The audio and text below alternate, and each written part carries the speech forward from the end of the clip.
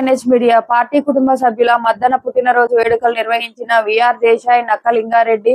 గుమ్మల అశోక్ రెడ్డి, ప్రవీణ్ కుమార్, రవిశంకర్ గౌడ్, బోధు శంకరన్న, విద్యాసాగర్, గంధం Rajesh Sagar, Mohammed Shiva, MPTC Zakir bye, Surender Goud అందరికీ పేరు పేరున ప్రత్యేక ధన్యవాదాలు తెలిపిన టీఆర్ఎస్ బోధన్ పట్టణ యూత్ అధ్యక్షుడు శంకర్ గౌడ్.